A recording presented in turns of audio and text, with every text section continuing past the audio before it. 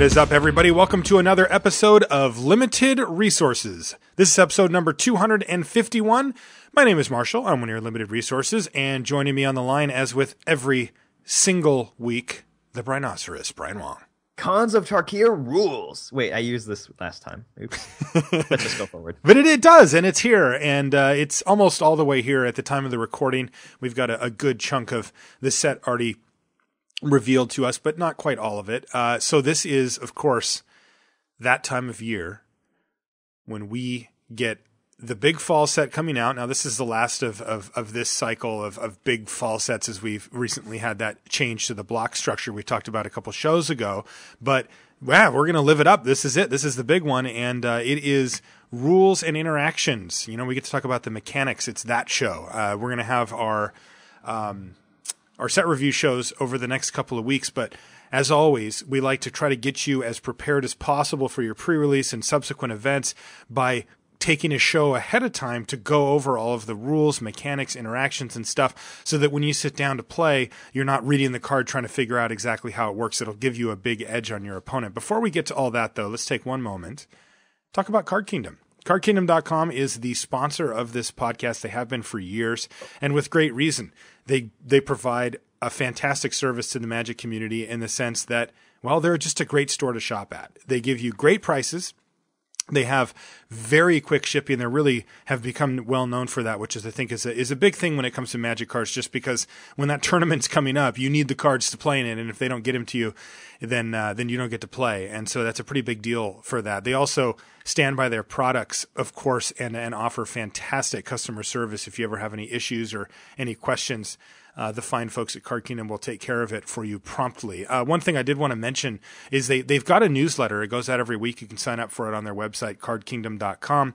And it's always got some fun stuff in it. Our friends down there, Justin Treadway, and Jordan Short, they write up some cool pieces, some funny little stuff. They'll put some artwork in there. There's usually a game in there.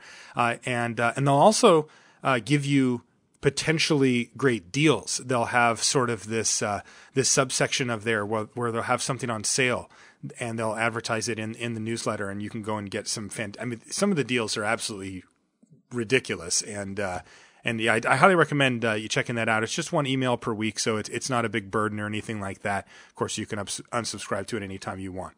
But cardkingdom.com, please go there, check it out. Now, before we get into all the details, we must have a guide. You know the guide. His name is Judge Joe Bono. He's with us. Judge Joe Bono, what's up, buddy? Howdy, everybody. Welcome back to Limited Resources. We missed you. I missed you guys too. Yeah, we decided not to do one. We decided not to do one of these for M15. I'm still not sure if that was correct or not. We had some weird timing issues because of the 2-for-1 show and stuff. And also it was a core set, so there was just really one big mechanic to consider, which was Convoke at the time. But I kind of miss doing the show too. And I look back at that decision and kind of say, well, we did what we had to do, but I think I prefer to have had the Judge Joe Bono experience, even with the weird scheduling conflicts. Yeah, the reason we have Joe on is because Marshall and I are pretty good Magic players, but we are not great with the rules, so we outsource to an expert. That's right. I don't know. I mean, like, Brian, you've been leveling up each time I've heard you do one of these set reviews, and you catch all sorts of minor stuff. It feels like every time we have a co-host with Marshall, that co-host just gets smarter and smarter with the rule stuff, and like John Laux became a judge before he left the show, and then there's Marshall, and then here I am. Great, thanks, Joe. Appreciate that. So anyway, why don't we? Where do you want to start, Joe? We've got a lot of stuff going on for Khans of Tarkir, and I really want to make sure that we try to cover the widest breadth that we can here in the amount of time we have for one show, and get people as prepared as possible. So where do you want to start? Yeah, well, so this is a really awesome set. It's this multicolor set that is approaching it, from a different direction than all the other gold sets that we had before, and they've built up a lot of personality around the different wedges of colors and the different mechanics. And so I want to talk a little bit about how they've split the setup and how that makes sense with the mechanics, and then dive deep into these mechanics that they've got. Okay. Sound good? Yeah, it sounds great. Cool. So like I said, this is a gold set. It's like gold has been like one of the most favorite mechanics. Multicolor been one of the most favorite mechanics of Magic players throughout the years. I was a Magic player when Legends first came out, and that was really cool. Even though the actual multicolored creatures in that set were pretty terrible, but then Invasion Block was really exciting, and then they brought back gold with Shards of Alara and with Ravnica and Return to Ravnica, and they just keep going back to the well here because people really like multicolored cards. But they're taking a very different approach with Khans of Tarkir than they have before. This is a set that focuses on you playing 3 colors in your decks, and it's the wedge colors. So it's 1 color and it's 2 enemies. So the white the white one is white with red and black. It's 2 enemies.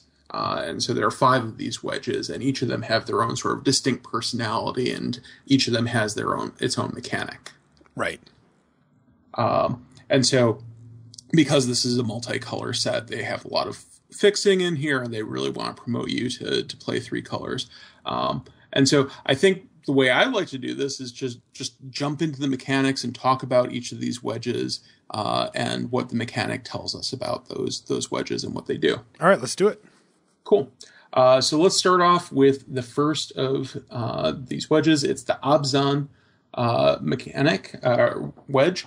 And so their mechanic is called Outlast. I'm just going to read a card that has this mechanic. So Einok Bondkin is a 2/1 creature hound soldier for 1 and white. And it has the ability Outlast for 1 and white. And what that ability says is you can pay 1 white and tap it, put a +1/+1 counter on this creature, Outlast only as a sorcery, and then this guy has this additional text of each creature you control with a +1/+1 counter on it has first strike. It's kind of strange how Outlast is written, because the tap symbol is not actually in the name. That's in the reminder text. But functionally, you still have to tap. Every Outlast card is going to require you to tap, right?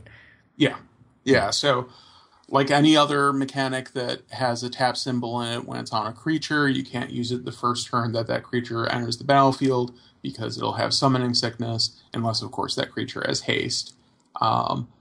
And this one has the specific timing restriction that you can only do it when you could cast a sorcery. So during your turn on your main phase, when there's nothing else on the stack, when you're not in response to anything. Okay, that doesn't seem too tricky. No, it seems pretty straightforward. It seems powerful to me. I saw a little bit of, a little groaning maybe from the from social media, people like, why couldn't it have been in an instant speed or whatever? But I don't know. This thing seems deceptively strong to me. Yeah, it gives life to creatures outside of the early game that might not otherwise have it, and you don't have to activate it to get a playable card. I think most of these are going to be reasonable on their own, and the Outlast is just a perk added onto it. And it seems like Outlast has a couple of ways it can go, but it's just like playing in with the +1/+1 counters matters. So you may get additional benefits, like on this Bondkin, that beefs up everything with 1/1 counters on to give them first strike. And there's other things that are going to play into that. I also see Herald of Anafenza, that whenever you activate the Outlast ability, you get a triggered ability to put a 1/1 white warrior into play. So there's going to be a couple ways they can make Outlast matter in other ways too. Yeah, this clan seems to have both this +1/+1 theme and also a token making theme with it.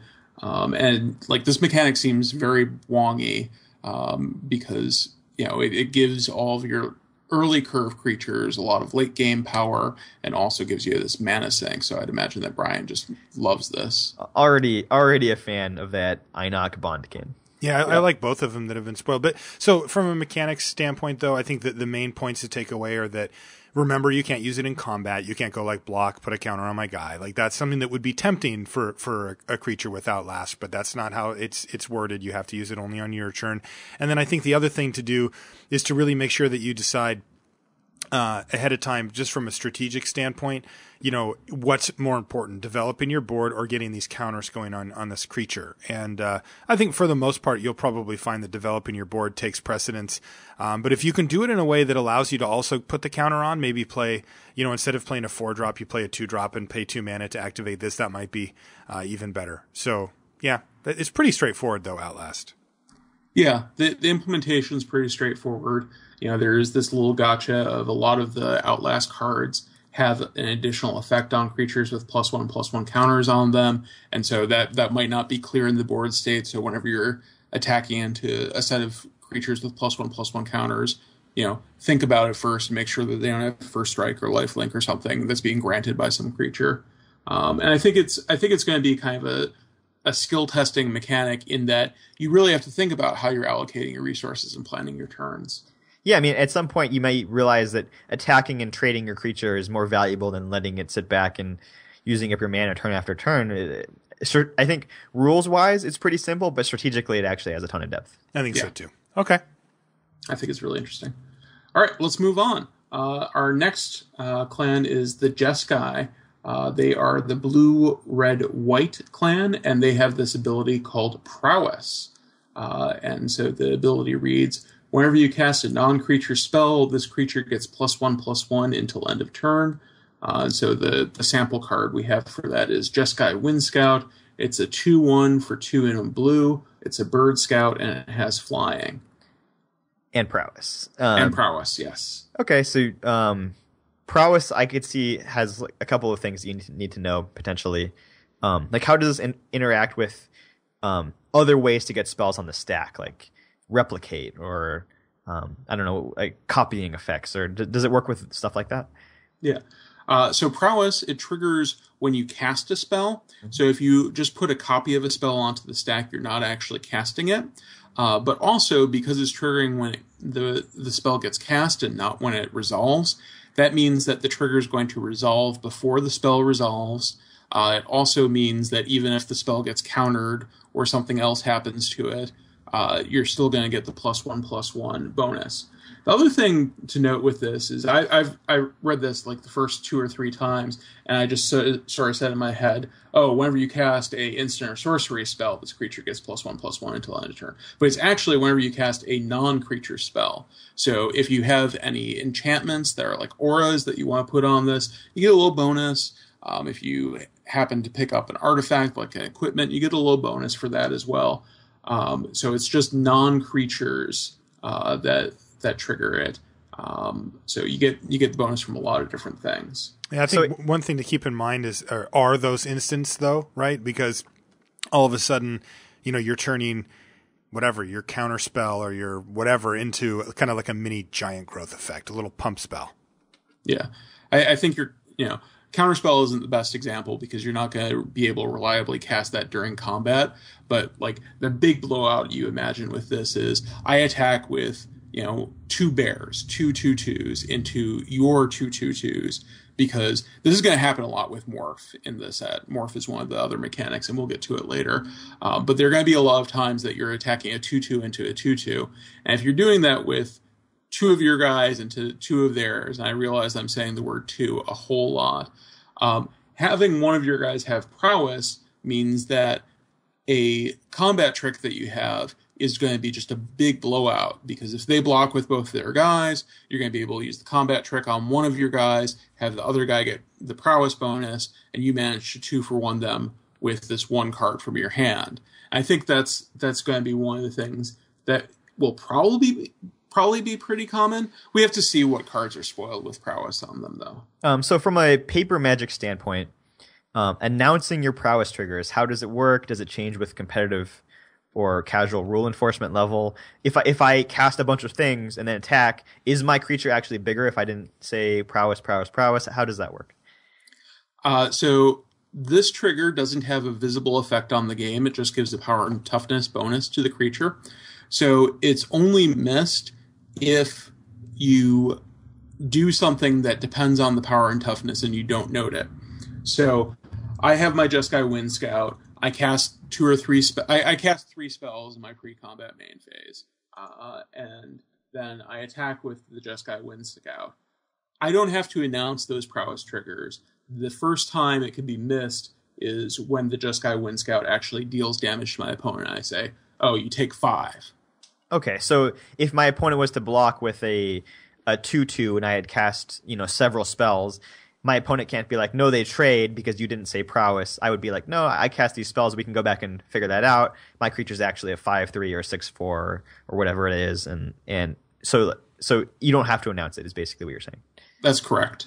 Although, if you are casting a bunch of spells in your pre-combat main phase that are going to give it this bonus, and you don't think it's going to matter whether you're going to, whether your opponent's going to make a bad block because they don't have any creatures or something like that, it might be useful for you to just say, oh, I get prowess for this, and this, just to make sure that it's clear which spells were cast that turn.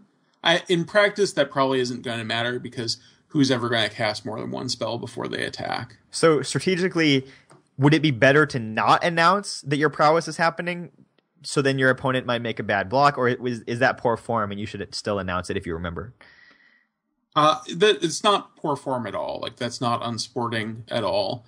And I think it's part of, at the high levels, it's definitely part of the game. I remember when they first changed the rules for this, there was a streamed match where I believe Sam Black got Martin Yuza pretty badly with exactly that trick by not announcing these things, and was able to get Martin to throw away a creature. I'm pretty sure those were the two guys that were involved. So that's just sort of the gamesmanship of it, and you're not in any trouble with judges with that, and it's part of how the trigger rules work now. That's awkward, right? I mean, like, what if I've got a burn spell in my hand? What do you mean? No, like my opponent's got a prowess card and I've got a burn spell in my hand, and they play a non-creature spell, makes it a little bigger. I'm like, okay, I can still kill it. And then they play another one or something, and they haven't announced any triggers or anything. Like, do I have to announce it for them? If I want to kill their creature in response, so I have to say, actually, your prowess trigger's on the stack.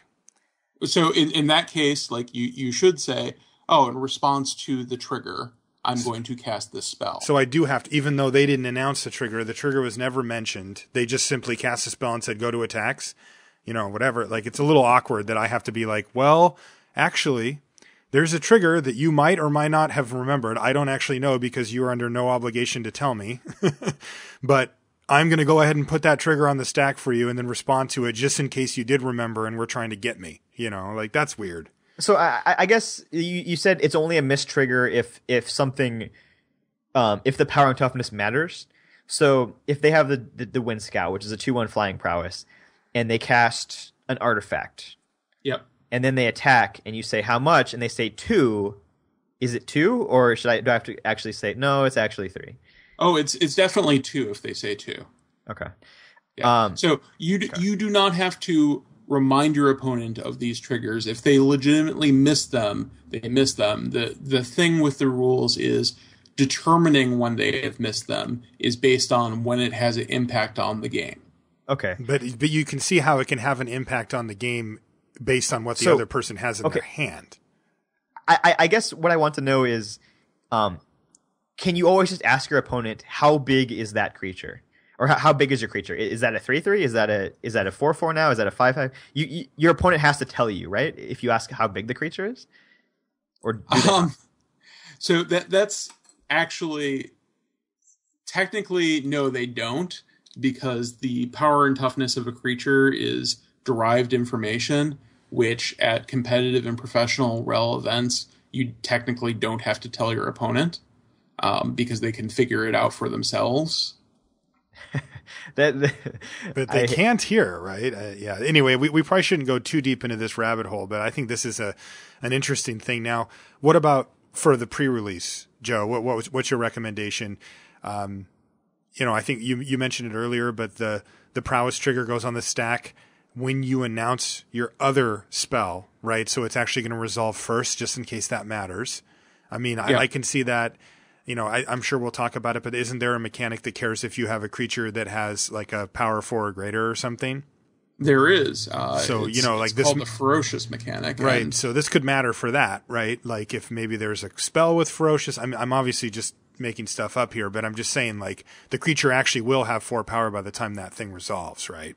Yeah. Let's talk about that a little bit more when we get to the Ferocious mechanic. Okay. Well, I still want you to tell the people, though, that how they should do it. Like, at least remind them that it goes on the stack above and that they should say, and I think they should just announce it personally. I don't think they should not say that they've got their prowess. I think it should just say prowess trigger, but. Yeah. So there is a world of difference between pre-releases and FNMs and release events and like GPs and PTQs and the Pro Tour.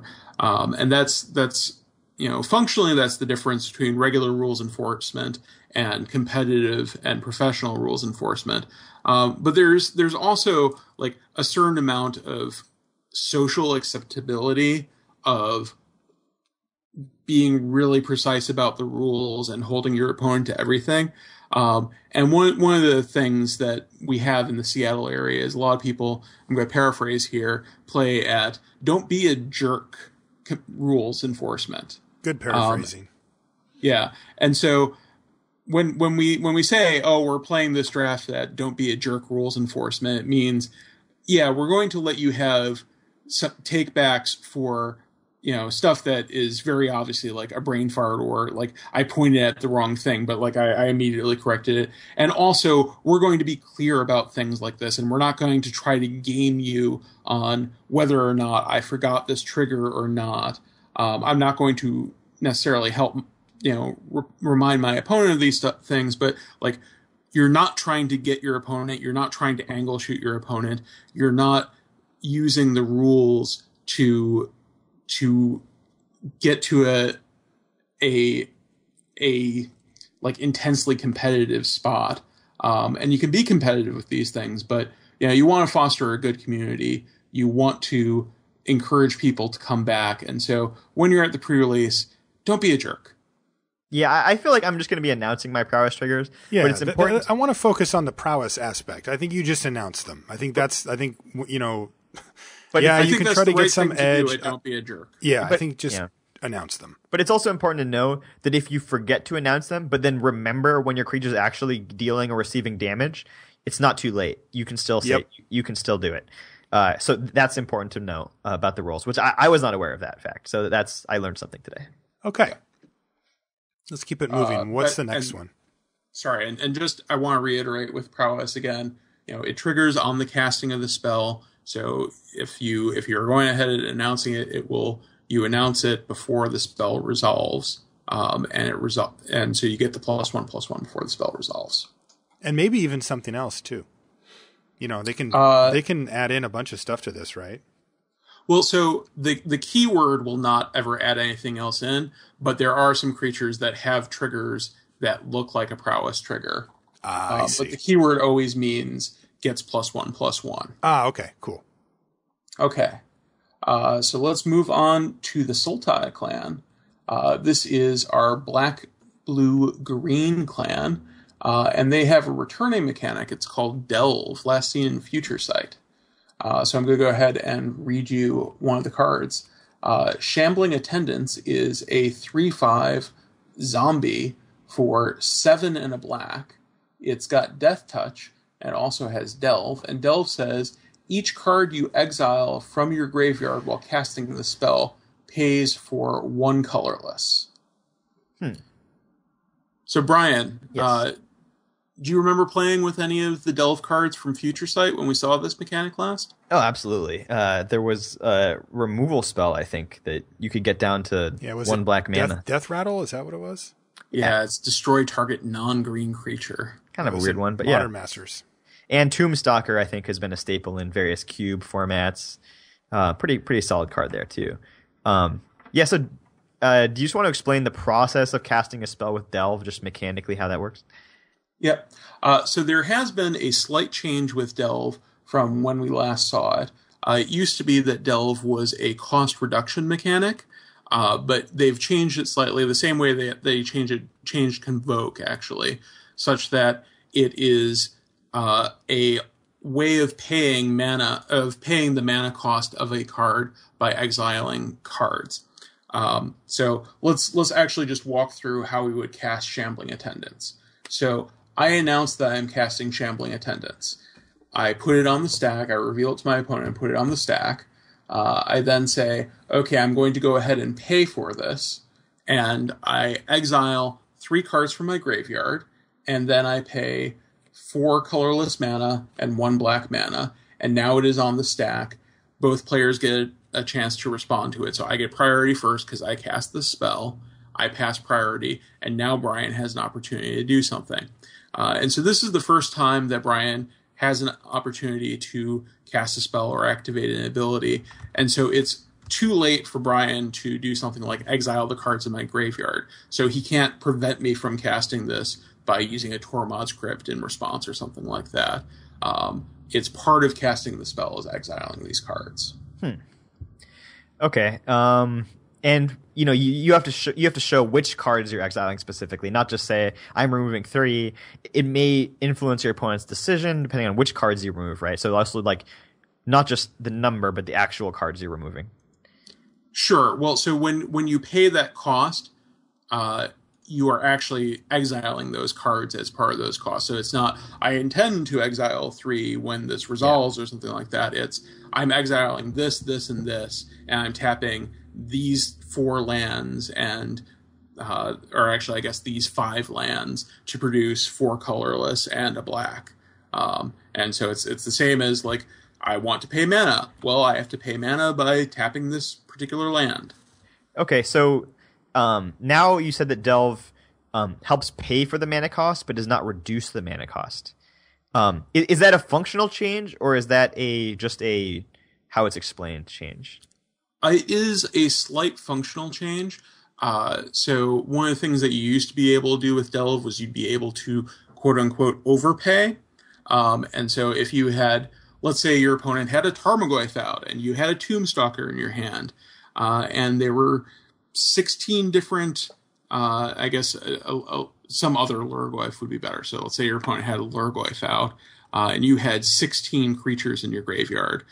When you cast your Tombstalker, it used to be that you could, even though it only had 6 colorless in its mana cost, you could exile those 16 cards and reduce the mana cost of Tombstalker by 16, even though the cost was only 6 colorless and 2 black. Right. And you can't do that now. So how about the interaction with a card like Eidolon of the Great Revel, which says whenever a player casts a spell with converted mana cost 3 or less, it deals 2 damage to that player. Did it actually reduce the mana cost to like down into Eidolon range, or was the Tombstalker always above that range? So Tombstalker's converted mana cost was always 8. Okay. But the mana that you were paying for it was reduced.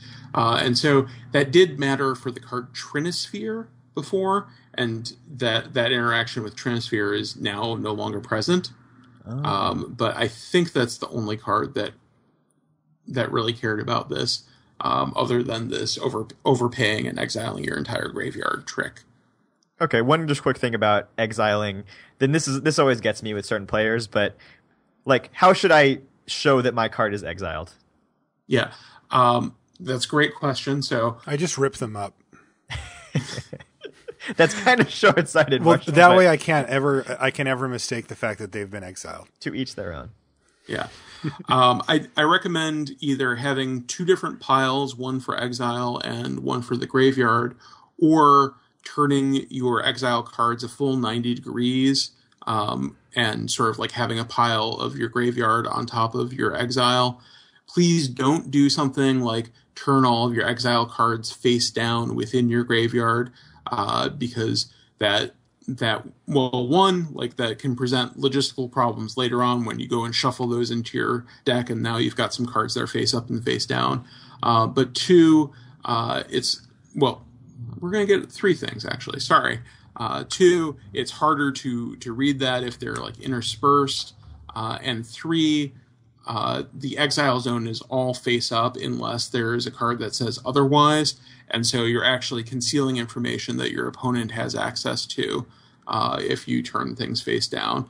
and it's just really sloppy and like creates problems. So I really like I'm going to have 2 piles and have them have one of them rotated 90 degrees from the other to make it really obvious which one is exile and which one is the graveyard, and so that they can't accidentally get pushed together or something like that. That's what I actually do. Yeah, I like that one the best. The other thing I'd do is not put your exiled cards like 6 feet away or just in some completely different area, because you will forget to shuffle them into your deck after the game, and then you'll have an illegal deck for that. I've seen people put them on top of their deck box.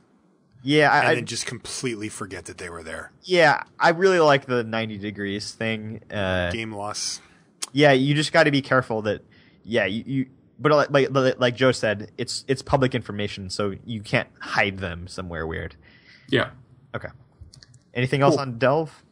A couple of things. So one, Delve only pays for the colorless part of the mana cost. So if you exile a black card, you can't pay for the 1 black mana and Shambling Attendants.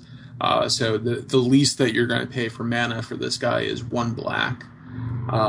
Another thing that is sort of interesting is if you have a creature that sacrifices itself or some other permanent that sacrifices itself to pay mana, you can actually use that to double count. So let's say I have a creature that sacrifices itself to produce 2 colorless mana, and if it's paying for a creature, gives it haste.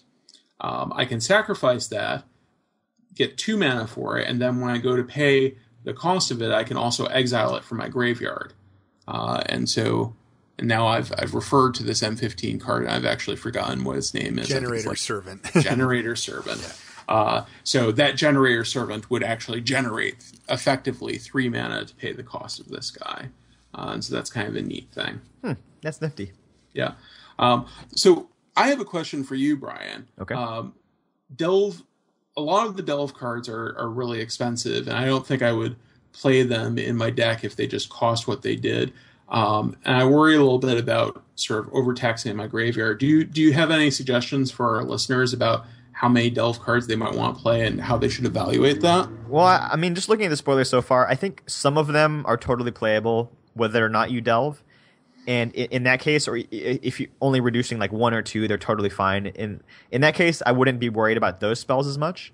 But for the ones that are just like prohibitively expensive, cards like the Shambling Attendants that cost 8 for a 3/5, it's like, man, like I'm never gonna pay 8 for that. That's horrible. I'd be careful about putting more than maybe 2 or 3 of those in my deck, and even then, I'd need a fair amount of enablers to make that happen. That makes sense. Yeah. Okay, let's move on to the last of our clan mechanics. Our second to last. This is Raid.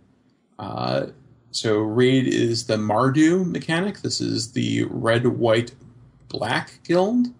And let me give you an example of a creature with Raid. Mardu Warshrieker is a 3/3 for 3 and a red. It's an orc shaman. And it has Raid. When Mardu Warshrieker enters the battlefield, if you attacked with a creature this turn, add black, white, red to your mana pool. So this mechanic seems sweet, just super simple. Yeah. Well, it rewards you for what you like to do, right? Yeah, beat down. Yeah. So this is what we call an ability word, not a keyword. It is sort of a signifier to people, but it doesn't have any rules meaning of itself. It doesn't have any reminder text. It just says, hey, the cards that have this raid word on them probably are similar in some way. And the part of it that is similar across all of them is that it is looking for whether you attacked with a creature this turn or not. That's what is defining the raid, and then you get some sort of a benefit. And raid shows up on both permanents that typically when they enter the battlefield have a triggered ability that says, hey, are you rated up? And if so, get this bonus. And it also appears on instants and sorceries. And for those instants and sorceries, what it's doing is it's saying, I'm going to give you a regular version of this, but if you're rated up, I'm going to give you the super version. It's probably like double as awesome. So, is there any weird interactions with raid we need to know about? Because there's surface, go ahead, Brian. On the surface, it seems pretty clear. You just had to have attacked with something that turn. Whether or not that something is still alive is not really relevant. So, like, is there any pitfalls we might experience with Raid? Especially since there's no visual, like you don't have to announce it, right? Like, no. You just have to have met that requirement. So, like, if you happen to have a Raid card in your hand, you're not obligated to be like, I trigger Raid, and kind of like let them know something might be coming down. You can just say, I'm going to cast this, and since I attacked, the Raid will happen to, or whatever. Yeah, that's absolutely true. You don't have to announce that Raid is enabled or anything like that, although that's maybe a fun mental game that you could play with one of your friends. And one of the things I really like about this mechanic is that it's very clear whether you've attacked with something this turn or not. Like, people remember that, and you've got this thing that's tapped right in front of you, so you don't have problems with like state and remembering whether that's active or not, which you had with like Landfall many years ago. Did I play a land? Oh no. So anyways, a couple of little things that might get people. First, it doesn't care who you attack. So if you're playing in a multiplayer game, it doesn't matter which person you attacked. It also doesn't matter if you attacked a planeswalker or a player. And then the other important thing, especially for release events and pre-release events, is in Two-Headed Giant, it cares if you attacked, not if your partner attacked. So if Zamebeg and I are playing against Marshall and Brian, and Zame attacks with his Grizzly Bears, and then on my then in our second main phase, I play Mardu Warshrieker, I don't get the Raid bonus and I don't get the mana because I didn't attack. Okay. Yeah, I think there was one weird combo in the set that interacted with Raid. Do you want to talk about that now? Sure. It's more of a non-bow than anything else, but there is this crazy rare card called Meandering Tower Shell. This is a rare green turtle. It's a 5/9 turtle for 3 green. It has Island Walk, and it has, whenever Meandering Tower Shell attacks, exile it. Return it to the battlefield under your control, tapped and attacking, at the beginning of the Declare Attacker step on your next turn. So I'm going to start out just by explaining what this card does, because this is a freaky weird card. So I attack Brian with my Meandering Tower Shell. I then exile... Well, so the ability goes on the stack. Brian and I both have a chance to cast spells. So if he has a Neck Snap or some other card that cares about an attacking creature, he can actually use it on my Meandering Tower Shell right now. There's a Convoke card in M15 that I should have used as the example there. Devouring Light. I think that's the card. Mm-hmm. So I attack Brian with the Meandering Tower Shell, then its ability goes on the stack, it exiles it, and then that turn, nothing actually hits Brian. My next turn, I go to my Declare Attackers phase, and the Meandering Tower Shell wakes up, it comes out of exile, it comes into play, it's tapped, it's attacking Brian, and it crashes over and it hits him in the face. So it's the turn after I attack with it that it actually manages to connect with Brian. And the thing that is interesting about this and how it interacts with Raid is that the Tower Shell will trigger Raid the first turn when you say, I'm attacking with this, and then it gets exiled, but it won't trigger Raid the second turn when the Tower Shell comes back from exile in this attacking state.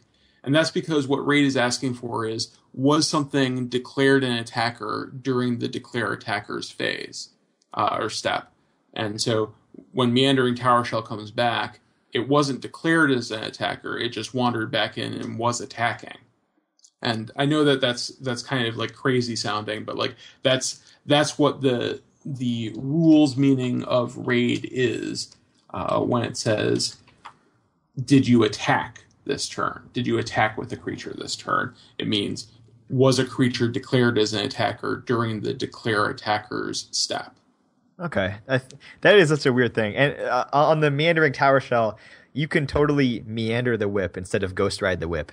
For those with deep rules knowledge. Am I right, Joe? Covering all the important points here on the. Am I right? On the thing, yeah. All right, so let's talk about some bears and punching things. Okay.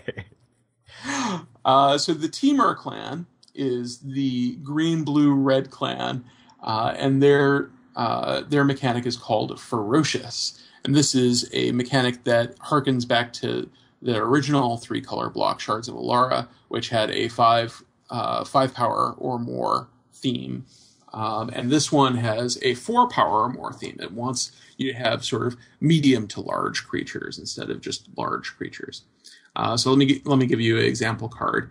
Heir of the Wilds is a 2/2 for 1 and a green. It's got Death Touch. It's a human warrior, so it's pretty sweet already. And then it has this triggered ability. It says Ferocious.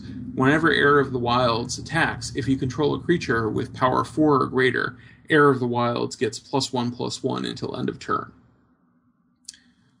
So much like Raid, this is a ability word, so it's just signifying that these things have something in common, but it doesn't have rules meaning of its own. So whenever you have Ferocious, it's saying, hey, this card has a trigger or a replacement ability or something that cares about whether you have a 4-power creature on the battlefield. And so all the creatures and permanents are going to have some sort of triggered ability that's either when they enter the battlefield or when they attack or when they deal damage, something like that. And it's going to have this intervening if clause. So let me reread the part of Heir of the Wilds that matters. It says, whenever Heir of the Wilds attacks, if you control a creature with power 4 or greater, Heir of the Wilds gets +1/+1 until end of the turn. So for this trigger, this has an intervening if clause, which means it checks the condition both when it would trigger and on resolution. So for this to trigger in the first place, you have to have a 4-power creature, and the 4-power creature needs to be on the battlefield when the trigger goes to resolve. If either of those isn't true, you're not going to get the bonus. Then there are some spells that have Ferocious, some instants and sorceries that have Ferocious. For those, they're all checking on resolution. And they have the same sort of thing that Raid does of, I'm going to give you, the basic version of this, but if you have a big creature, I'm going to give you the supersized version of this. I'm going to double my coolness factor. So those will check on resolution. Do you foresee any Ferocious cards that would also check on announcing the spell, or would that just be not rules workable?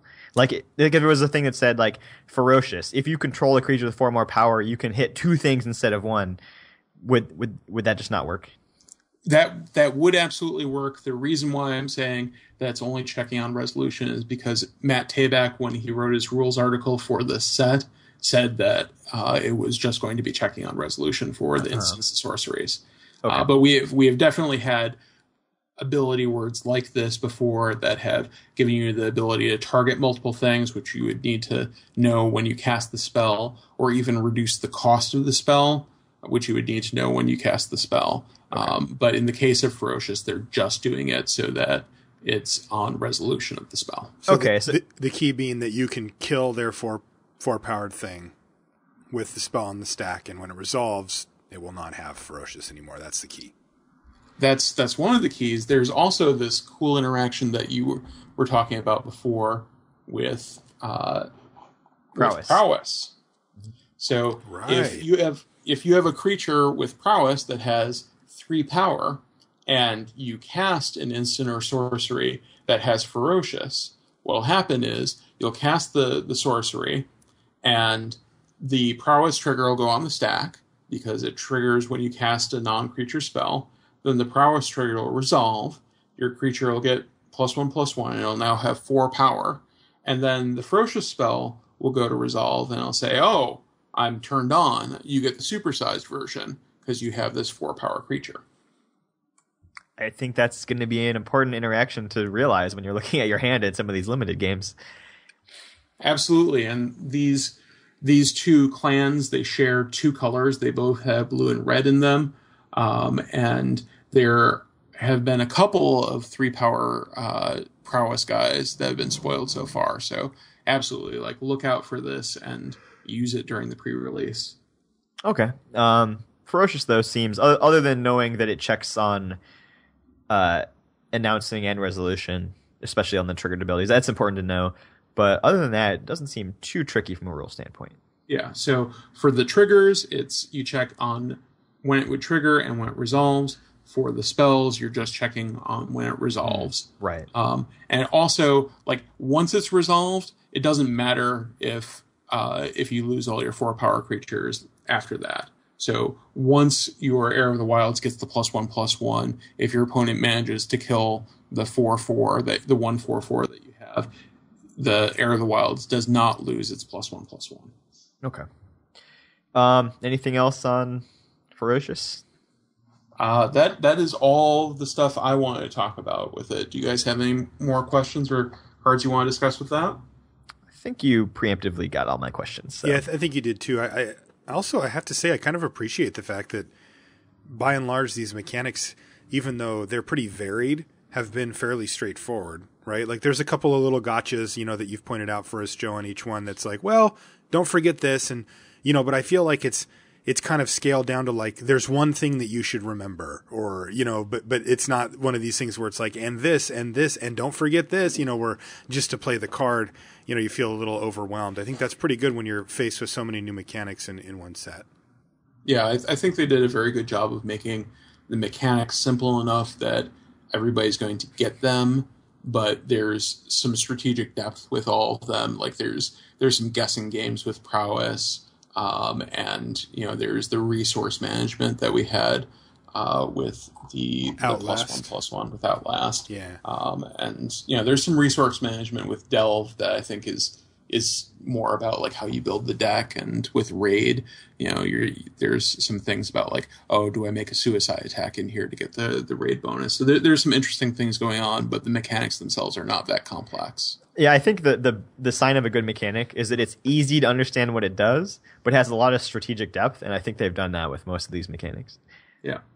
However, with Morph, we have a lot of rules to talk about with Morphs. Maybe we should go right into that one. Yeah, I think, when we look at it, it's interesting, Joe, because I think from the Judge Joe Bono, set review show perspective, it feels like Morph is kind of the centerpiece, right? Like it's a little weird. It's a little complicated. I don't think it fits the bill for what how we just described these other mechanics. And apparently it's going to kind of be everywhere. Yeah. Yeah. This is in all 5 colors. And so, Brian, you've played with Morph before, right? Yep. Do you want to give us sort of like the sort of layman's explanation of what this mechanic is and how it works, and then we'll get into the nitty-gritty details? Maybe you should do that, but I guess it's a way to conceal your creatures of what they really are by you can.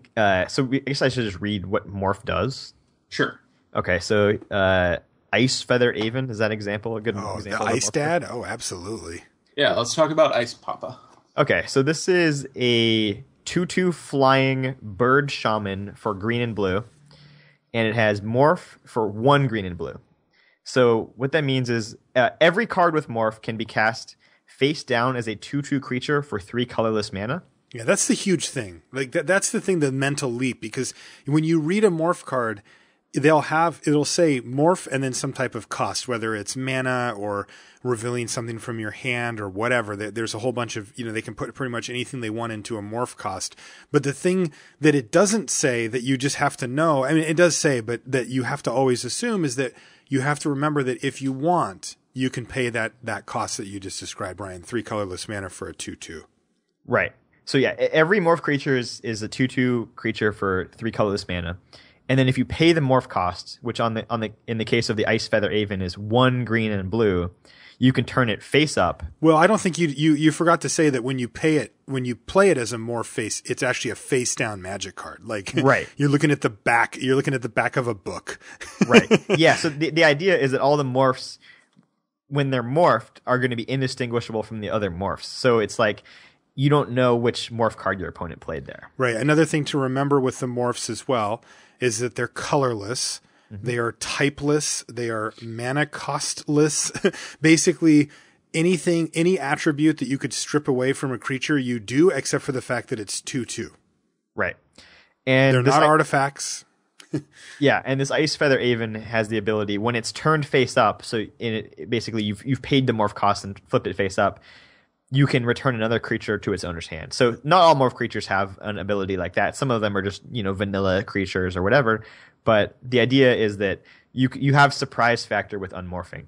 And then when you keep skipping stuff. So you have to say that you can do that anytime you want, right? In combat, on your opponent's turn, and all of that stuff too. So that, that way your opponent generally has to think twice before tussling with a morph, because if you have the ability, maybe some mana up or some cards in hand or whatever, to flip it over, it can turn into something different than a 2/2 nothing. So that's a huge deal, because, maybe that 2/2 nothing eats the creature you're attacking with, or maybe the 2/2 can block your 3/3.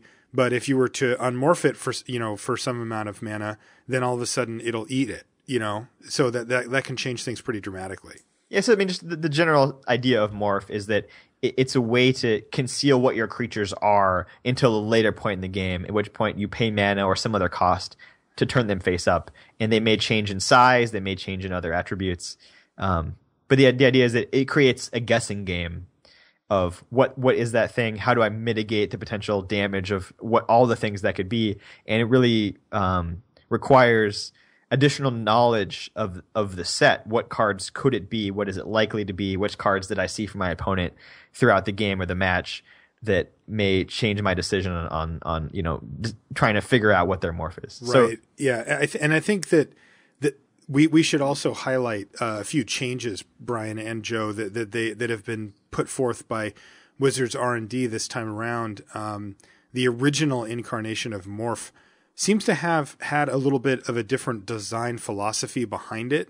Right. I think they kind of went for the easy stuff, to be honest, like the most obvious thing, which is, you just mentioned it, Brian. It's a guessing game, right? Like you don't know what's under this morph card, and there's a whole lot of different directions that you can take that, and they took it into some pretty extreme directions originally. Yeah, so I'll just run down the classic example of when Morph was first spoiled in the original block, which was Onslaught block. Red had two commons, or two specific commons with Morph that created a very interesting guessing game. So one of them was Battering Craghorn, and that could unmorph for 1 red and became a 3/1 first strike creature. So it's like, man, if I block and then they unmorph and have the first strike creature, my creature will die, assuming that I'm blocking with my own morph for my own 2/2. The other red common was Skirk Commando, which would unmorph for 2 and a red. So basically, 3 mana. And it had the ability, whenever it deals combat damage to a player, you may have it deal 2 damage to target creature that player controls. So if you block and it's a Craghorn, then they unmorph and kill your guy. If you don't block and it's a Commando, they unmorph and kill your guy. So it just created like this kind of coin flippy scenario where you had to, kind of stare your opponent in the eyes, try to figure out, is it the Commando, is it the Craghorn? Because guessing the wrong way kills your creature, basically. And made it for a pretty nasty blowout. Now, the interesting part about the example that Brian gave, of course, is that both of these creatures happen to be in the same color as well. So, right. And for, the same, level of mana to flip it. So that was, I think, in many ways, just a straight up guessing game. Just, assuming that they have one or the other, you just have to make a decision. And you don't really have the information needed to make that decision. So it just kind of, my guess is that, like, unless your opponent was telling you, you would just have to flip a coin and be like, well, whatever, and block or not block. And that, you'd probably get about average results just by flipping a coin on it. And I think that maybe what has happened here is that Wizards of the Coast has decided that wasn't maybe the ideal play experience, because, well, there's not really a lot of depth to that particular decision. Now, there is a lot of depth to morphs in general, because remember, while Brian gave an example of 2 morphs, there's morphs of all different colors and all different types, and they can become bigger than your morph or smaller, or all that type of thing. But it looks like what they've done here is they've decided that they didn't want that type of decision to be made in the early developing stages of the game.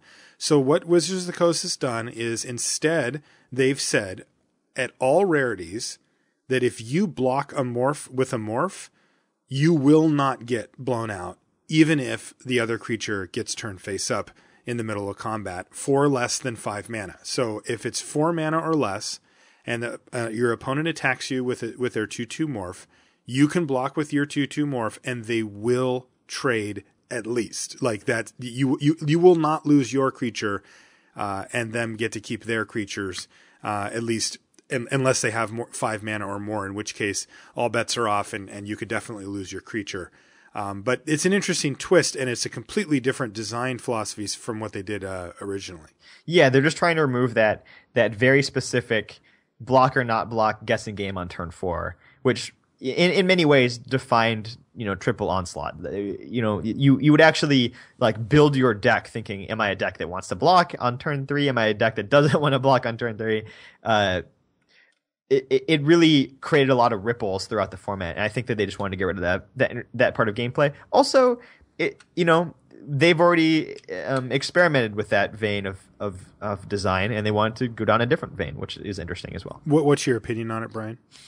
I like the guessing game because I feel like I could do better than 50-50. Also, I also just kind of thought like I gained a lot of equity by designing my deck to want to block, and then my opponent would spend the mana on turn 4, and then they would have a creature that's like slightly bigger than a 2/2, and then on turn 5 I just like play like a 3/4 or a 4/4 or a 5/5, and their creatures are relevant, and they spent all their time getting not that far. I mean, I don't want to go too deep into it. The other huge change with Morph was damage no longer using the stack. Yeah. So that actually has a lot of implications on Morph design. But originally, for those of you who don't know, a couple of years ago, creatures M10 rule changes. Yeah, it's like almost 5 years ago now. By the way, right. So basically, both you would attack, they would block. The creatures would basically announce to each other, the amount of power I have is how much damage I'm going to deal. So like they're like deal. So like we know that that's going to happen. And then there was a time for effects where you could do things like return your creature to your hand, unmorph your creature at that point after you've already locked in the amount of damage it's going to deal. So, for example, you could have an 0/5 with Morph, and it could say, all right, I'm going to deal the 2 damage because I'm a 2/2, pay the Morph cost. Now it's an 0/5. It still deals the 2 damage, but now it gets to live because it has 5 toughness.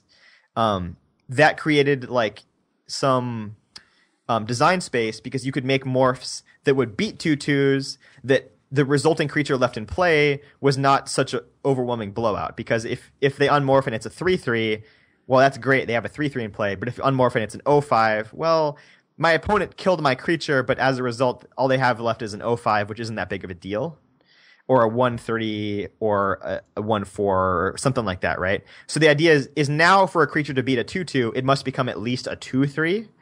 I think that was another reason that they wanted to make this design decision to get rid of all morphs winning unless they spend 5 or more mana. Okay, Joe, how do we do? Pretty good.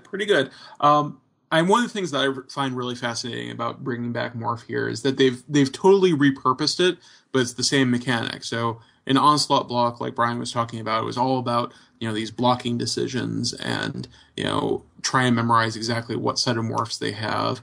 And I think, and this will be borne out or it'll be invalidated by what we see of the rest of the block, or the rest of the set. I think they introduced Morph here more as a draw smoothing mechanic, as a way for you to put expensive cards in your deck but still be able to do things in the early turns. And so it plays that role that like a Scry would play, or a Kicker would play, or a Clash would play, or a Cycling would play, of letting you have big effects in your deck, but be able to use those cards if you are a little bit mana screwed or if you're color screwed, because you can take the 6 power or the 6 casting cost creature, put it in your deck, but if you're tight on lands, you could just play it as a 2/2 for 3 mana, and you can do that regardless of what colors you have. And so I think they're actually using this to support the 3-color theme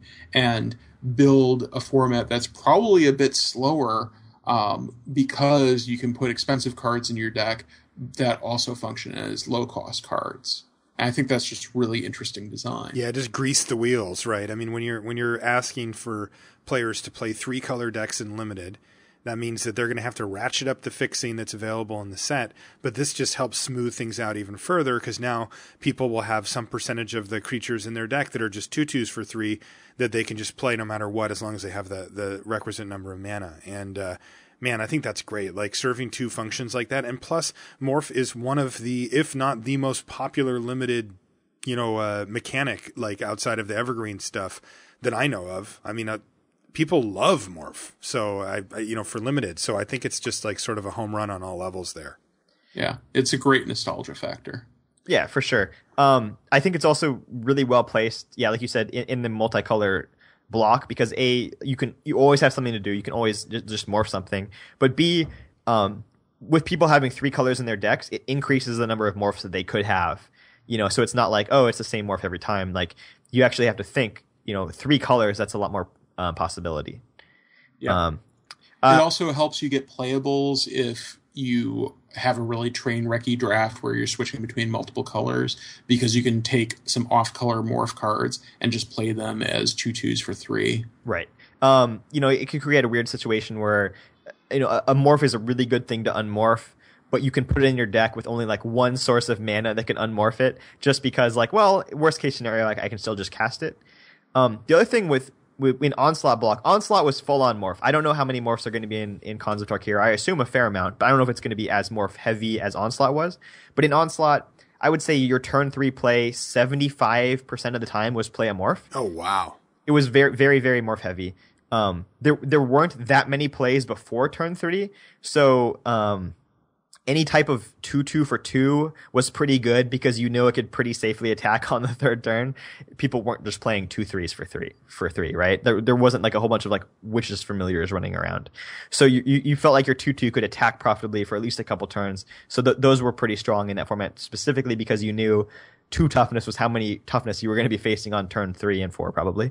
The other thing it did was you really need to get to 3 mana on turn 3. So everyone played 18 lands. Like you just were kind of stuck in the mud if you had 2 lands. So everybody played 18 lands. People would play first because attacking with Morph is far better than blocking with Morph. Yeah. You want to be the person that has mana available during combat, right? So that's the person who's attacking in general.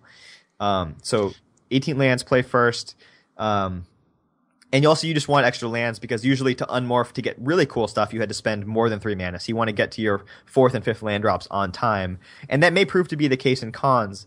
Because if you need 5 mana to beat a 2/2, you really want to hit that 5th land on turn 5 if you're playing a morph heavy deck. Yeah, I think that's one of the things that we'll learn more about as we go forward. But morphs are not particularly mana efficient, right? Like in some way they are, because you get to do this sort of trickery with them, and sometimes you get a spell-like effect from turning them face up. Sometimes you don't.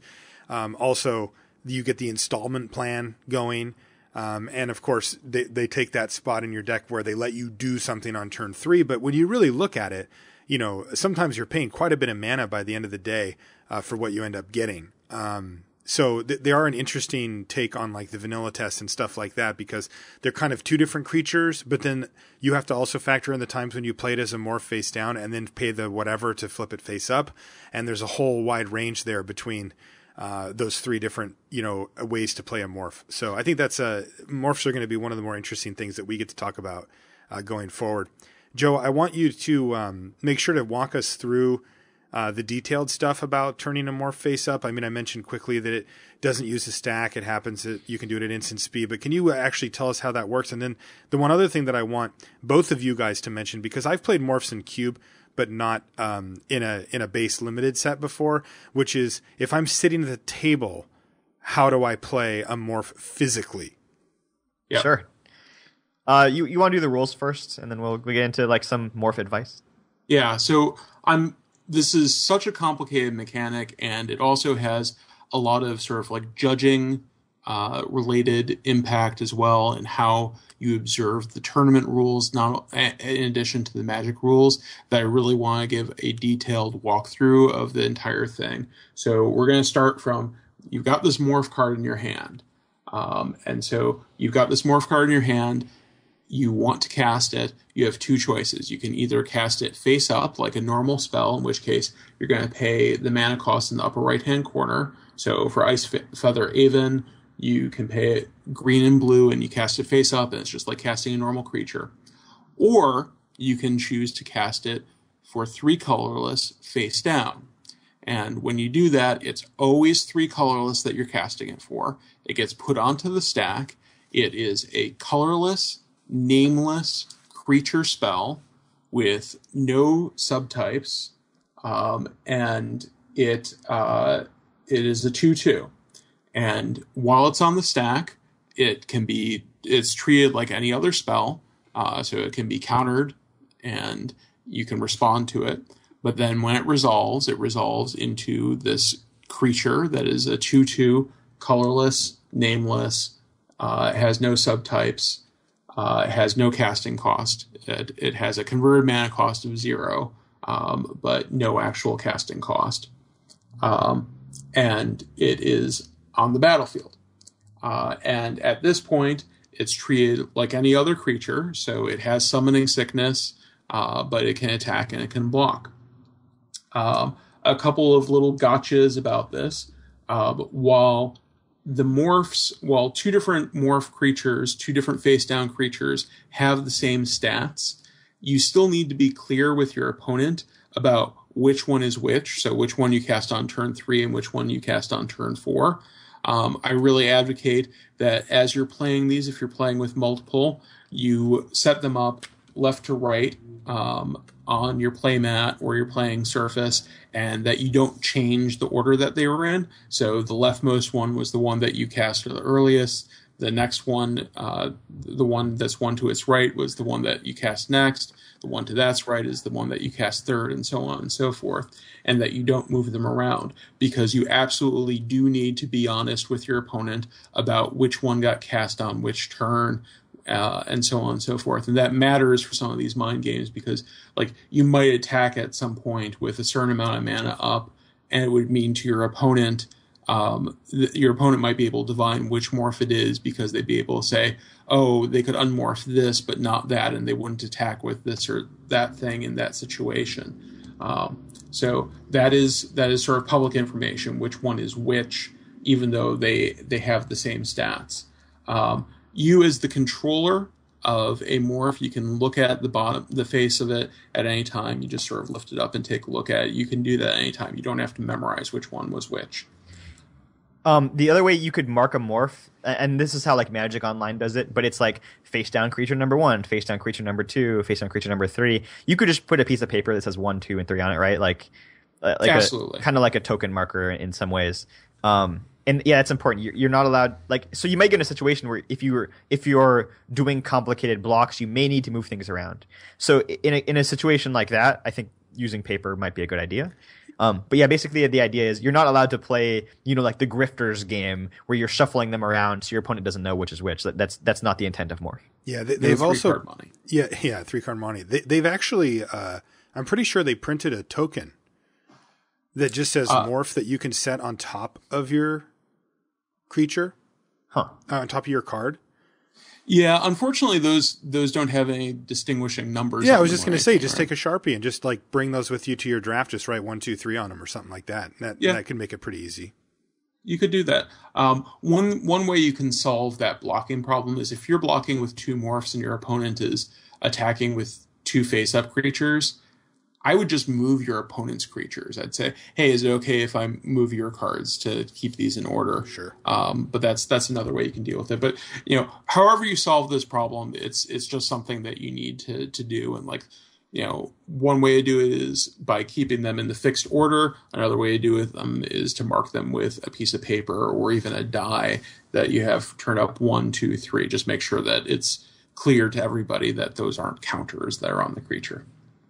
A couple of sort of in-game gotchas about that. There are a couple of cards that exist in Standard or even in this set that care about killing a monocolor creature. So Ultimate Price or this card called Sultai Charm, which is in this set. Both of them destroy a monocolored creature. Those cannot destroy morphs because morphs are colorless, and that is a creature with 0 colors instead of just 1 color. Another thing that will happen for standard players is there's this card called Bile Blight, which is an instant that gives target creature -3/-3, and also gives -3/-3 to all creatures that share a name with it.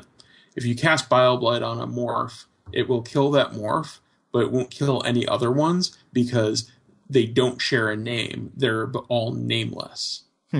Yeah. So that's something that I expect to see in standard. It shouldn't show up in limited, but that has happened in the past with Maelstrom Pulse and morphs. And it's just, our listeners play standard and limited. So that's the process of casting a morph. Now let's talk. Unless you guys have any questions, let's talk about what goes on with turning it face up.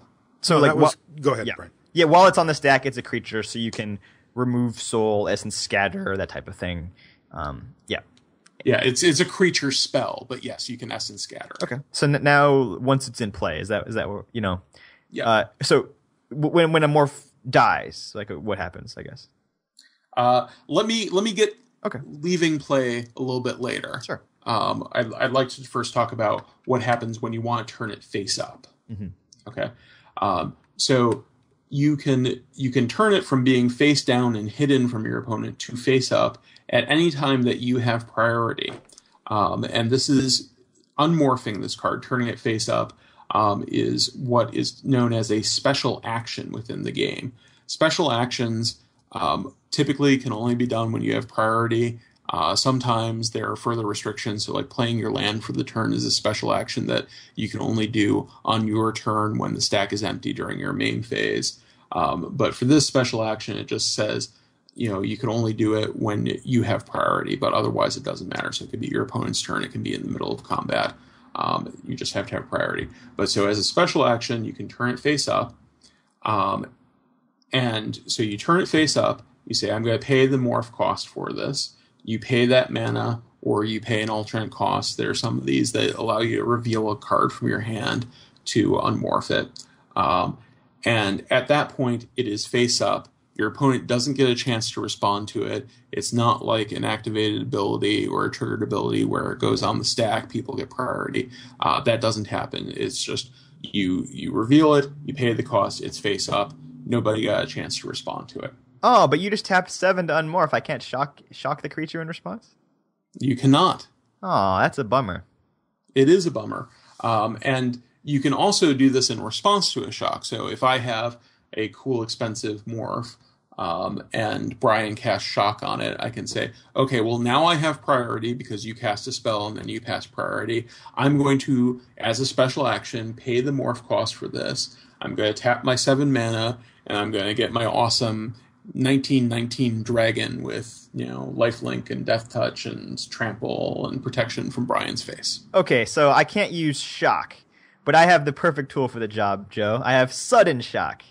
This card has split second, deals 2 damage to a creature or player, and split second says, as long as the spell is on the stack, players can't play spells or activated abilities that aren't mana abilities. Surely I have you defeated. Unfortunately, Brian, surely I have you defeated. That was awesome. So paying the morph cost to turn a face down creature face up, like I said, it's a special action. It's not actually an activated ability, so it does not fall within the things that are prevented by split second. And so you can unmorph in response to a split second spell, and there have actually been tricky things that you can do with that, with the triggered abilities that come with some of these, but we'll talk about that a little bit later. Okay. So I say, I'm going to turn this face up. I pay the cost. It is now face up. Because I did that, instead of passing priority, both players will get a chance to cast spells or activate abilities before we go on to the next step. So if Brian attacks me with his creature, I block with my creature. He passes priority. I unmorph my creature. We both now get priority one more time. So he has a chance to do something before damage is dealt. So like you said, Morph does not use the stack, but it allows both players another opportunity, like a spell coming off of the stack would. Yeah. So when you use your priority to unmorph a card that does not count as passing, and so you don't have 2 passes to end the step or the phase. Okay, I don't know if we have any morphs with triggered abilities spoiled just yet. Well, what about this Ice Feather Aven? Yeah, absolutely. So you said Morph doesn't use the stack, so I unmorph my Aven, return your creature. Do you get a chance to respond to that? Yeah, so turning the card face up doesn't use the stack, but the triggered ability that comes from this card being turned face up, so in Ice Feather Aven's case, it says, when Ice Feather Aven is turned face up, you may return another target creature to its owner's hand. That's just a normal triggered ability. So you unmorph Ice Feather Aven, it is now a 2/2 flying, it's a green-blue creature, and then the trigger goes on the stack, I get priority because I unmorphed it, then Brian gets priority, and he says, oh, well, I guess I will give hexproof to my creature that you are targeting with this ability, and then I'm sad because my Ice Feather Aven doesn't actually bounce his guy. Okay, so the unmorphing does not use the stack, but the ability resulting from it unmorphing may. That's absolutely correct. Okay. So that is what the process of turning a morph face up entails. Now, when you turn a card face up, it's the same object. It doesn't leave the battlefield. It doesn't re-enter the battlefield. So it's not going to be summoning sick unless it was already summoning sick. It's not going to trigger any enter the battlefield effects. If it had a counter on it, or if it had an aura enchanting it, or if it had an equipment attached to it, that will still be attached to it or on it. And if it was the target of a spell, that spell is still going to be targeting it. So if Brian lightning strikes my morphed Ice Feather Aven, I can unmorph my Ice Feather Aven and I can bounce his creature, but the Ice Feather Aven is still going to be the target of his lightning strike, and it's still going to die to that. Right, but if my opponent was using, for example, a Doom Blade, destroy target non-black creature, and I unmorph, and now my creature is a black creature, I have just foiled their Doom Blade. That's correct, because it is no longer a legal target for it. Right.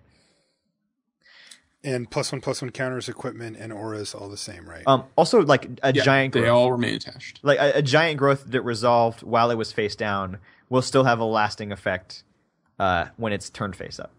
Correct. Any effects that applied to it before it got turned face up are still going to apply to it for whatever duration they had. So a giant growth or an overrun or something that gave all your creatures lifelink would still apply to it. Okay. So the one other little tricky thing with the process of turning it face up is some of these creatures have evasion. So Ice Feather Aven has evasion. I can't if I attack with my morphed Ice Feather Aven and Brian blocks it with a guy that doesn't have flying, and then I unmorph my Ice Feather Aven, my Ice Feather Aven is still blocked even though it has flying.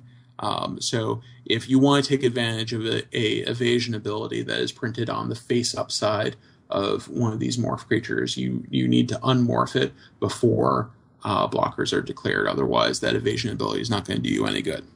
That makes sense. Cool. So we've covered sort of what happens when you flip it up. Let's also talk about what happens when you don't flip it up. So anytime a face down creature leaves the battlefield, or a face down spell leaves the stack and goes to somewhere other than the battlefield, so I cast a morph and Brian counterspells it. Anytime one of those two things happens, you have to reveal the card, even if it's going to a hidden zone. And if it is going to a non-hidden zone, it goes there face up. So I cast my Ice Feather Aven face down, and Brian casts counterspell on it. Well, I put it into my graveyard face up, and he gets to see it. This also happens if it gets exiled. So I have Ice Feather Aven face down, and Brian casts Oblivion Ring on it. it goes into exile. When it goes into exile, it gets put face up. And then if that Oblivion Ring gets destroyed later on, it comes back onto the battlefield because of the Oblivion Ring's ability, and it comes onto the battlefield face up because that was the state it was in the exile zone. Okay, what about a card like Remand, which says counter target spell and return it to its owner's hand? Does that get revealed as well? Yeah. So if you remand it, you would say, oh, it got countered. It's going into my hand. I have to reveal this to you before I put it in this hidden zone. The same thing with Hinder, which is a counterspell that lets you put it on the top of or the bottom of your opponent's library. Or if you had a morphed creature and you cast a spell like Oust that puts it from the top of your opponent's library. In all those cases, it gets revealed. You also always reveal these cards when the game ends. And all of this revealing business is partially because like the game works better that way, but it's also partially sort of an anti-cheating measure that the game rules have enforced in it. And so you have to reveal these cards at the end of every game, even if you lost the game, to verify to your opponent, I could actually do this. And this is actually something that Magic Online does differently than paper Magic. On Magic Online, at least the last time I played it, morph cards did not get revealed in all cases here because Magic Online is able to verify it for you. They did at first, and then I think that got broken at some point. I don't believe that is an intended feature of Magic Online, but I could be wrong. But yeah, basically, it's important to know because you don't want to have to call over a judge to be like, oh, did my opponent actually put a morph into play? Because the game rules dictate that they show you in any situation where it might not be possible for you to otherwise verify it. The game is designed so that it's unavoidable. You will always get to see what that morph was at some point, even if it's after the game. Yep. Yeah, very important. So that's how within the rules of the game morph works, and then I've got a little spiel about how it works within the tournament rules of the game. But do you guys want to dig in on any of that stuff before we go any further? I think I got it. I think so too. I mean, also you want to pay attention not just to know that your opponent wasn't cheating, but you want to know that. So in game 2 of the match, you have some idea of what their morphs are because you got to see at least a couple of them.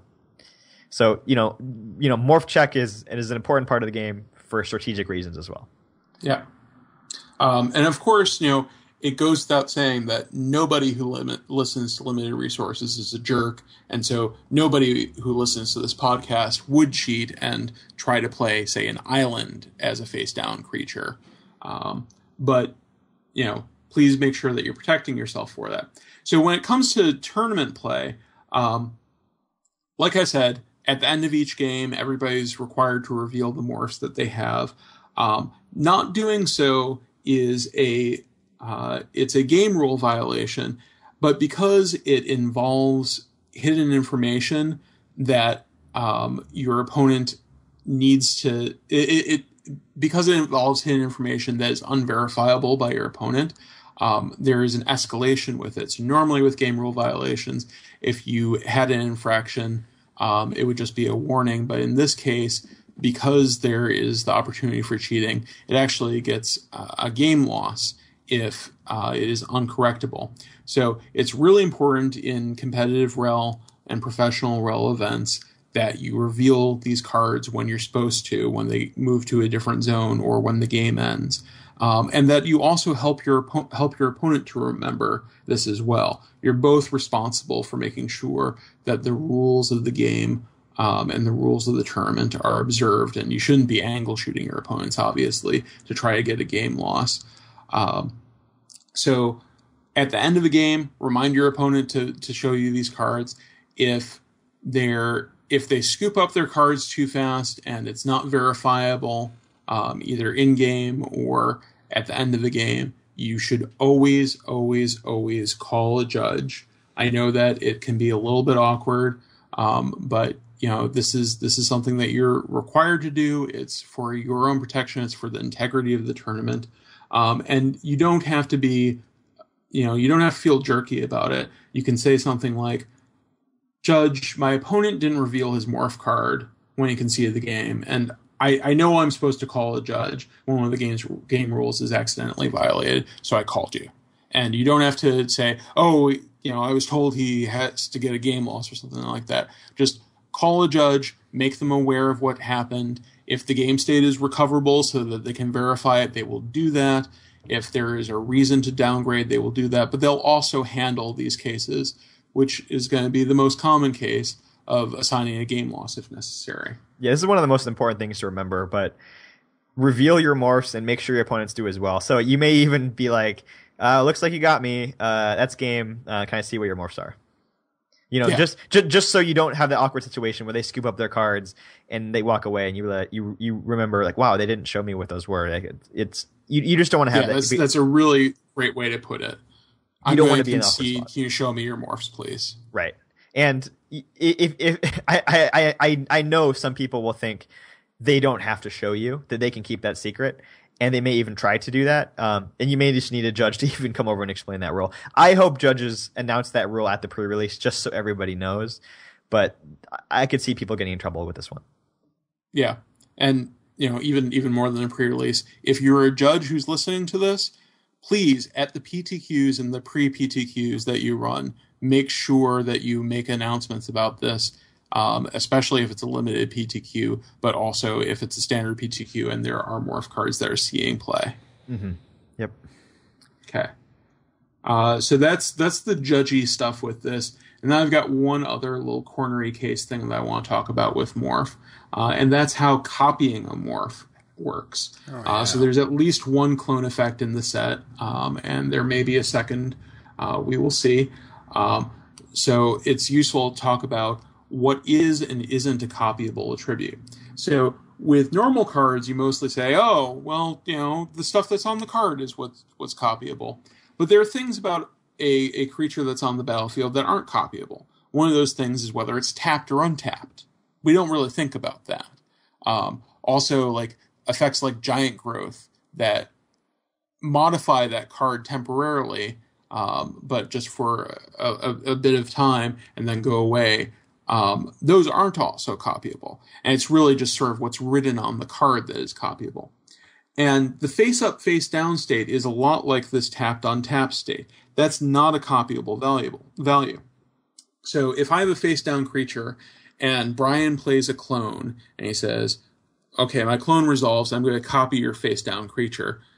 His clone is going to be a 2/2 colorless, nameless creature with no subtypes that has a converted mana cost of 0, but it's going to be a face-up version of that because the face-up, face-down is just a state. It's not a copyable attribute. It's a state like being tapped or untapped. And so that clone is never going to be able to unmorph because it's already face-up. It can't be turned face-up. It's already face-up. And it doesn't copy the hidden underside of the face down card that he chose to copy with it.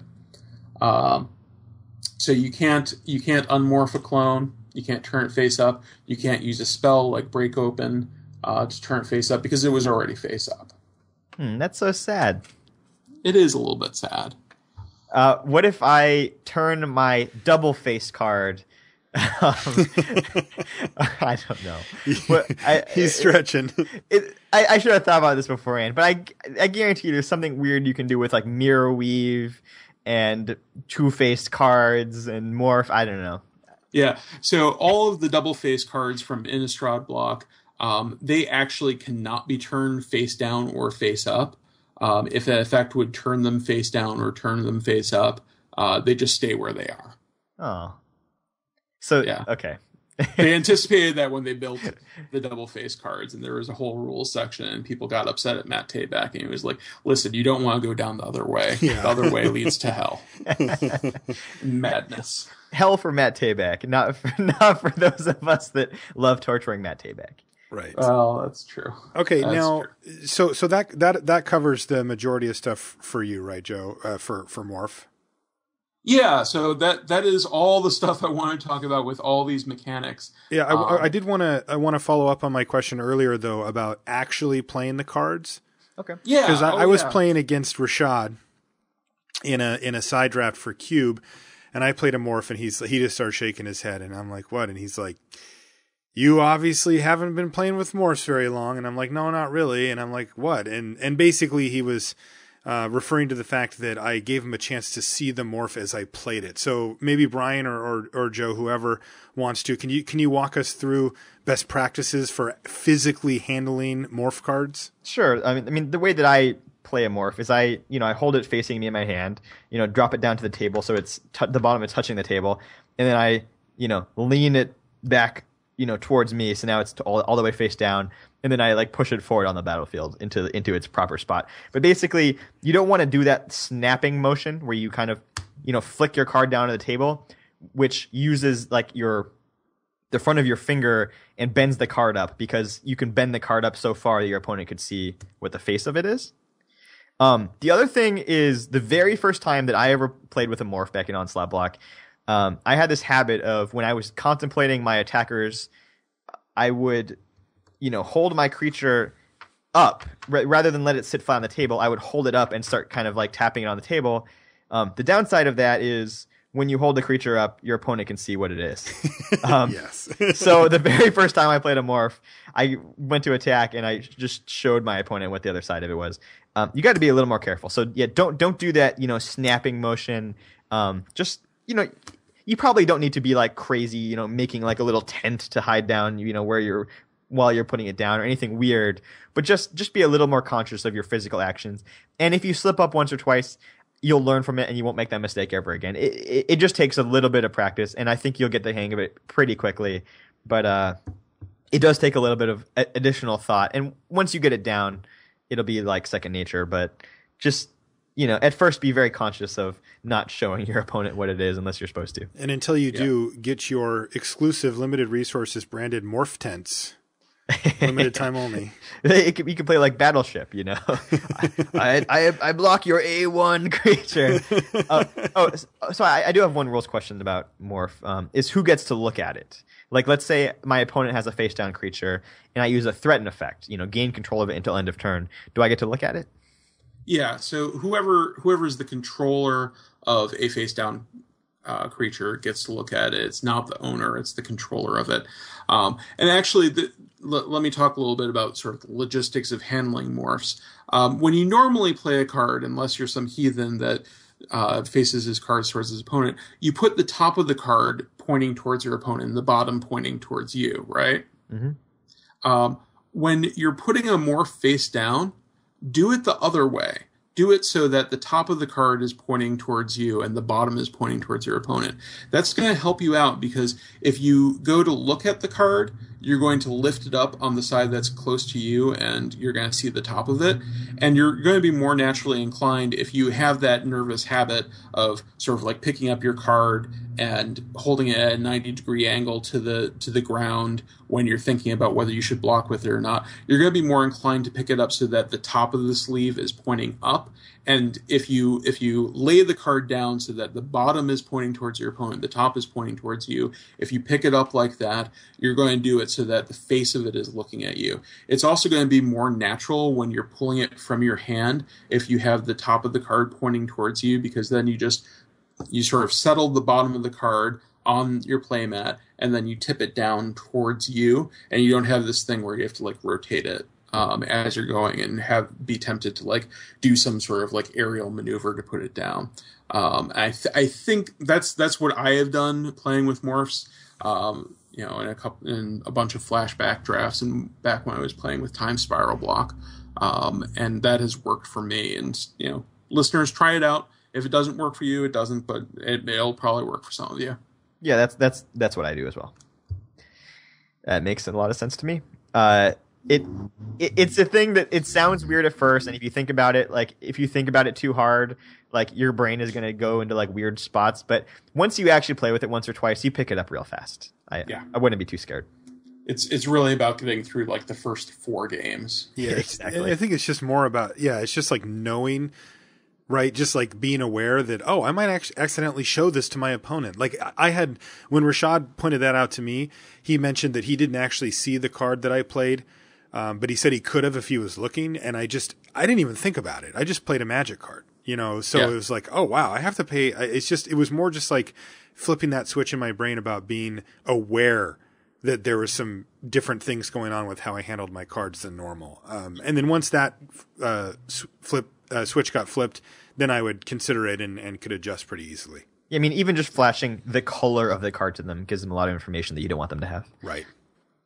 I bet Rashad cackled at you too. Oh, he did. Yeah, he did. All right, Joe, you got anything else for us before we proceed to the wrap up here? Let's talk about a couple of complex cards. I don't want to do a ton of them because we've already gone pretty long, but I just want to talk about 2 or 3 of them. Okay. So the very first one is we've got this cycle of charms in the set, and charms are these things where it's a multicolored card and it has multiple modes, and they've got this neat technology where they actually use bulleted lists for them, which is nice. But we wanted to sort of talk about like being careful about knowing what the modes are and which one you're choosing.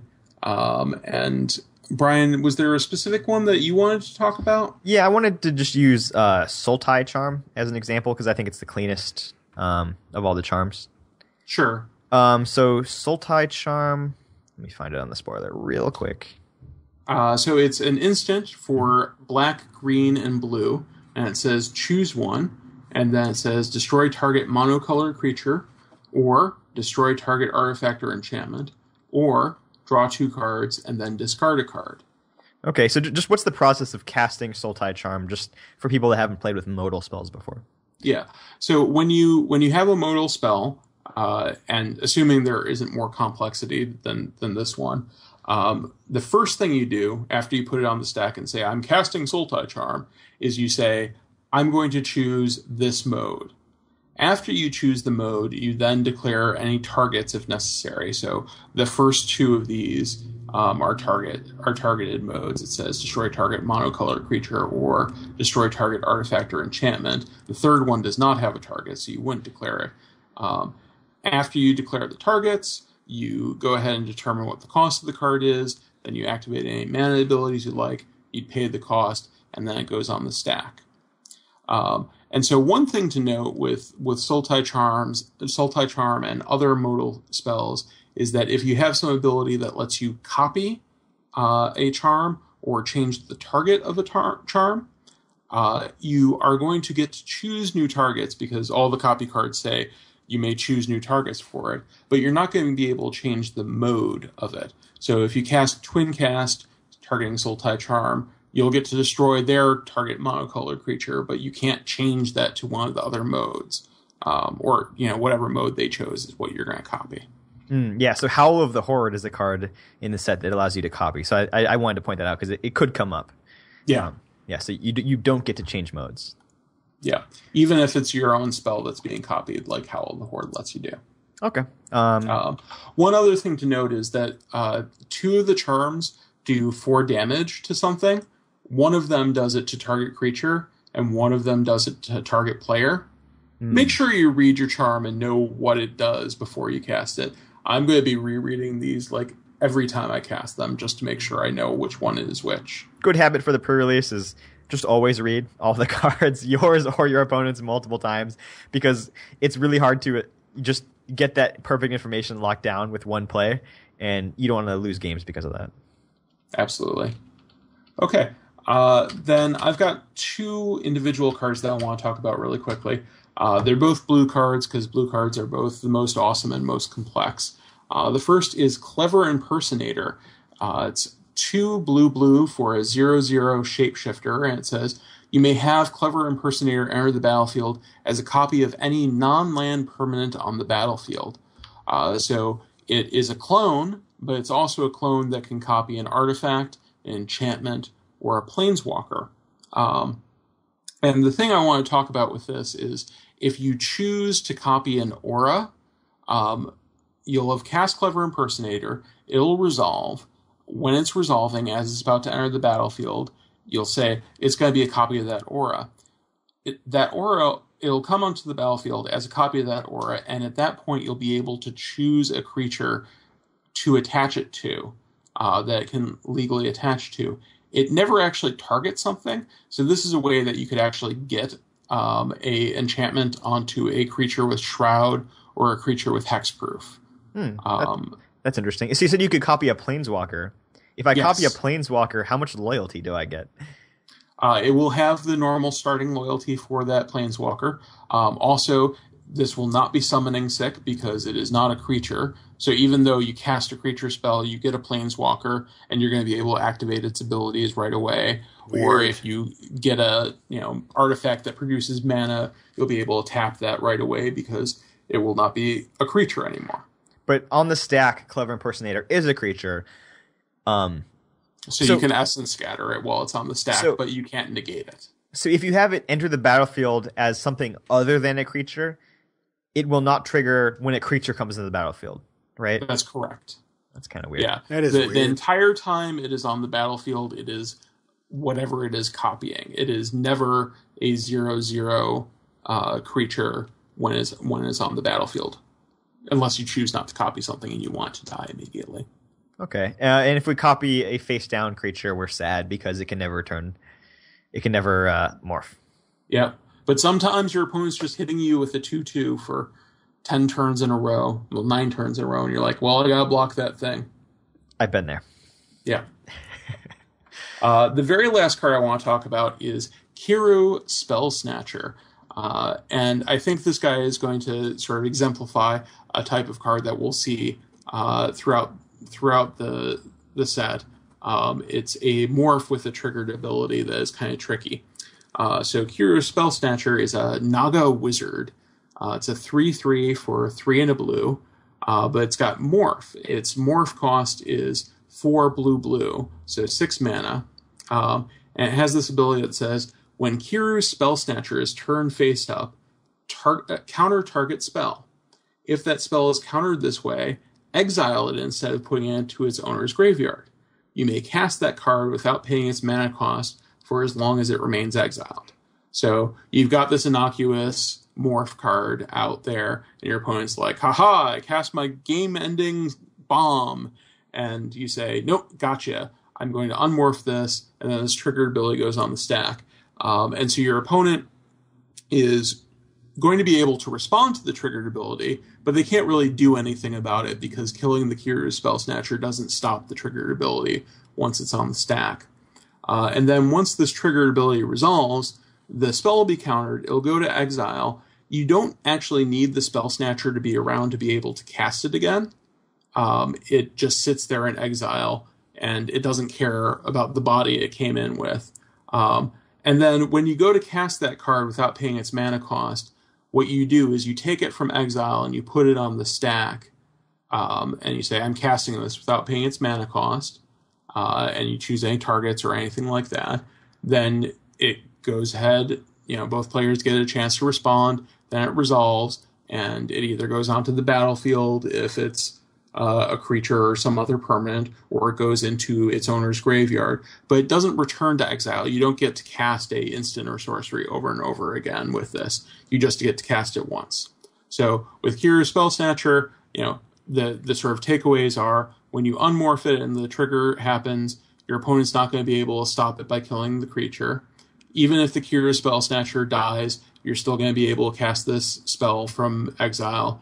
And you only get to cast it once from exile, because when you cast it, it gets put on the stack, and then it's treated like a normal spell. And if we learned anything by listening to this section about morph, if you counter a morph, a card that they are morphing, it will be exiled face up. So you'll get to cast it as the face up version of whatever the thing is. You won't have the face down version instead, right?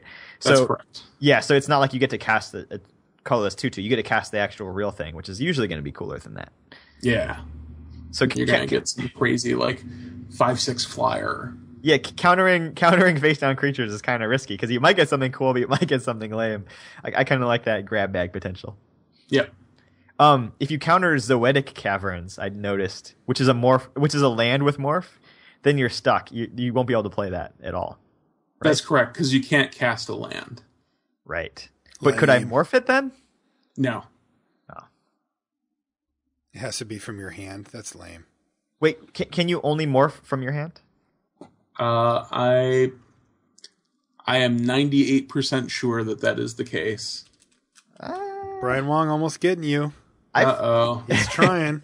Am I going to have to look up the comprehensive rules? No, you certainly don't. We can leave that one to the 98%, and if there's a correction needed, I'm sure we can figure out a way to do it.